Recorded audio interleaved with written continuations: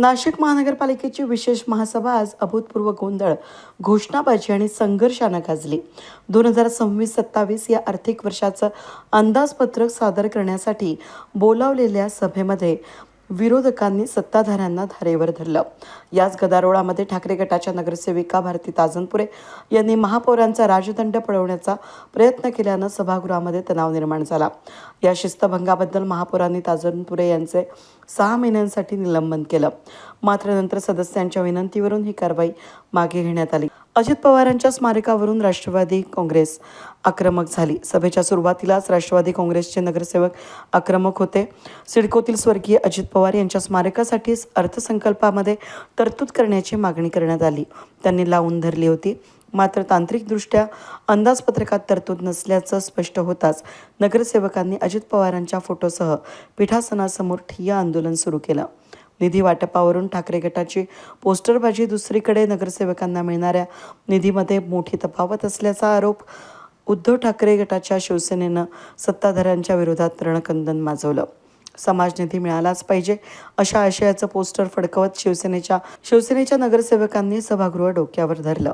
हा गोंधळ सुरू असतानाच भारती ताजनपुरे यांनी थेट महापौरांच्या राजदंडाकडे धाव घेतली. त्यामुळे सुरक्षा रक्षकांनी मोठी पळापळ त्यांची झाली. या गोंधळात महापौरांनी ताजनपुरे यांचं तात्काळ 6 महिन्यांसाठी निलंबन केलं.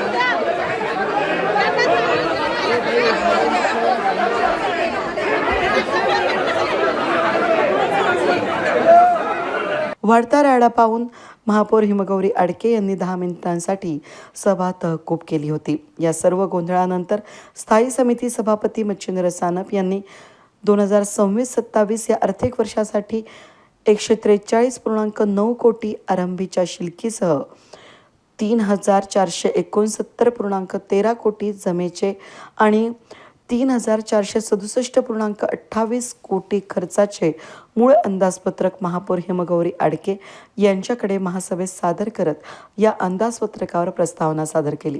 प्रतिनिधी कार्यकाळात अर्थसंकल्प अंदाजपत्रक तयार करण्याची संधी देशाचे पंतप्रधान आदरणीय माननीय श्री नरेंद्रजी मोदी व भारतीय जनता पक्षाचे राष्ट्रीय अध्यक्ष नितीन नवीन, केंद्रीय गृहमंत्री अमित शहा, महाराष्ट्र राज्याचे लाडके मुख्यमंत्री देवेंद्रजी फडणवीस, भारतीय जनता पार्टीचे प्रदेश अध्यक्ष रवींद्रजी चव्हाण, महाराष्ट्र राज्याचे उपमुख्यमंत्री श्री एकनाथरावजी शिंदेसाहेब, महाराष्ट्र राज्याच्या उपमुख्यमंत्री श्रीमती सुनेत्राताई पवार, नाशिक त्र्यंबकेश्वर कुंभमेळा मंत्री श्री गिरीश भाऊ महाजन यांच्या सहकार्याने मला प्राप्त झाले।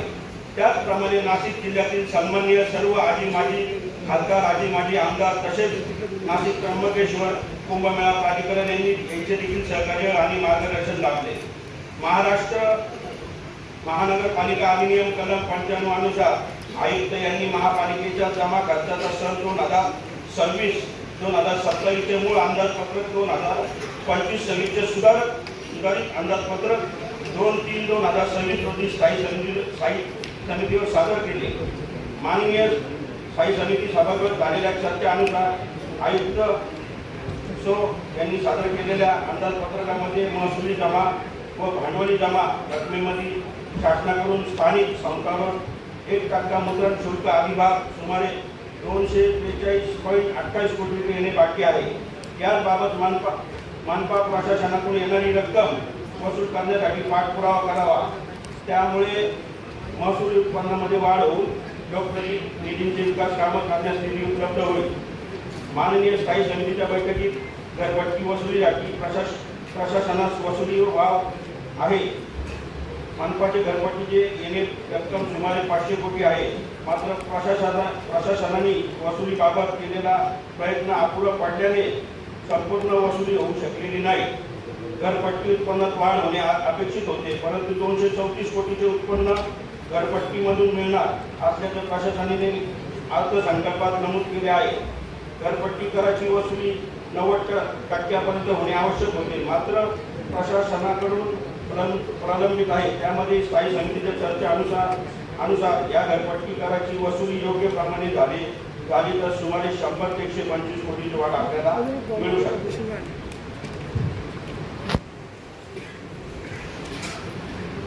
स्थायी समितीच्या झालेल्या बैठकीमध्ये प्रत्येकाने विकास कामे सुचवल्यानुसार उत्पन्न वाढीवर झालेल्या चर्चेनुसार वसाहतमध्ये आकारणी करून तसेच थकीत घरपट्टी कर वसुली प्रशासनाकडून नियोजनबद्ध करावी, त्यामधून मनपाला 100 कोटीच्या उत्पन्नात वाढ धरलेली आहे। तसेच नगररचना विभागाकडून विकास शुल्काची रकमेत वाढ होणे आवश्यक आहे। अनेक इमारती पूर्णत्वास दाखले दिलेले नाही, त्यामुळे देखील 114 कोटी वाढ होणे अपेक्षित आहे। प्रशासनाने त्यावरती काम करून उत्पन्न वाढवण्यास स्थायी समितीवर झालेल्या चर्चेनुसार प्रशासनाने आदेशित केलेले आहे। त्याबाबत खात्याने काळजी घेऊन उत्पन्नात वाढ करावी। माननीय स्थायी समिती सभेमध्ये अंदाजपत्रकावर चर्चा होऊन आयुक्त महोदय यांनी 2026-27 मधील अपेक्षित जमा झालेली रुपये 3011.85 कोटीमध्ये 457 कोटी रुपये इतकी वाढ करून 346.3469.13 कोटीचे अंदाजपत्रक आकडेवारी घोषित केली आहे। यामध्ये माननीय स्थायी समितीमध्ये याविषयी चर्चा होऊन उपयुक्त प्रमाणे उत्पन्नामध्ये रुपये 457.28 कोटीची वाढ अपेक्षित ठरलेली आहे। शहराच्या विकासाकरिता नगरसेवकांनी सुचवलेल्या मूलभूत सुविधा उपलब्ध करून देण्याबरोबरच नागरिकांच्या अतिरिक्त बोजा करू नये याची देखील काळजी अर्थसंकल्पात घेतली आहे। या सर्व बाबींचा विचार करत 2026-27 या वर्षात अपेक्षित जमा रुपये 3469.93 कोटी व अपेक्षित खर्च 3437.28 कोटी रुपये गृहीत धरून रुपये 101.85 कोटी शेतीचे अंदाजपत्रक तयार करण्यात आले आहे। नाशिक शहरातील नागरिकांना घरपट्टी, पाणीपट्टी व इतर कुठल्याही प्रकारची दर व करवाढ करण्यात आलेली नाही। अर्थसंकल्पात प्रामुख्याने नवचर्चित नगरसेवक सुचवलेल्या शहरातील गावाच्या विकास होण्याच्या दृष्टीने विविध भांडवली व महसुली कामांसाठी आर्थिक तरतूद केली आहे। त्याच प्रामुख्याने खालील विकास कामांच्या बाबीसाठी आर्थिक तरतूद केली आहे। शहरातील वाढती रहदारी लक्षात घेता रस्त्याचे योग्य नियोजन करणे आवश्यक आहे। तसेच पाणी पुरवठा विषयक कामे मलनिसारण विद्युत उद्यान विषयाची कामे होणे आवश्यक आहे. त्या अन्वये प्रभाग विकास निधीमध्ये माननीय स्थायी समितीच्या सदस्यांच्या सूचना व सर्व सन्माननीय सदस्यांच्या भावना विचारात घेऊन आवश्यक त्या तरतुदी करण्यात आलेल्या आहेत. त्या अन्वये नगर सहकारी उपलब्ध करून दिलेल्या तरतुदीमध्ये आवश्यक ते अनुसार कामे हाती घेता येतील.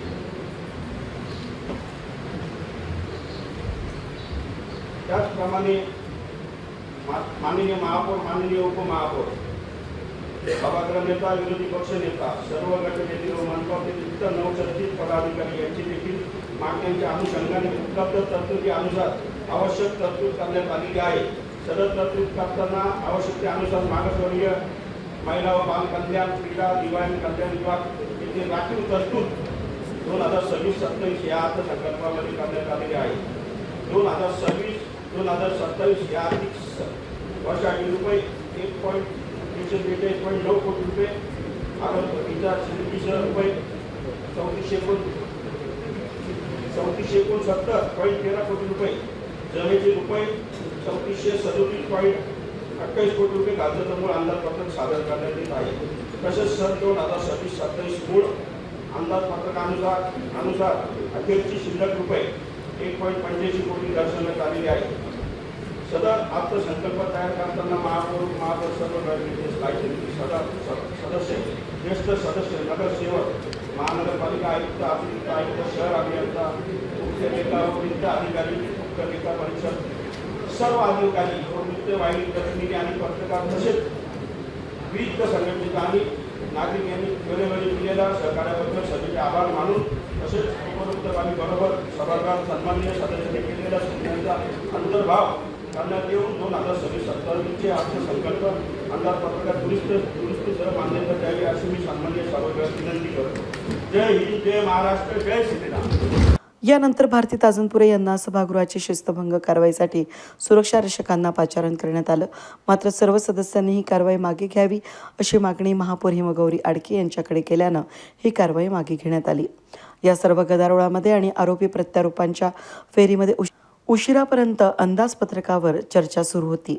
नाशिक मनपाची ही महासभा केवळ अर्थसंकल्पापुरतीच मर्यादित न राहता राजकीय संघर्षाचं उघडं रणांगण ठरल्याचं चित्र स्पष्ट झालंय. वेद न्यूजसाठी प्रतिनिधी कमलाकर तिवडे, महानगरपालिका नाशिक.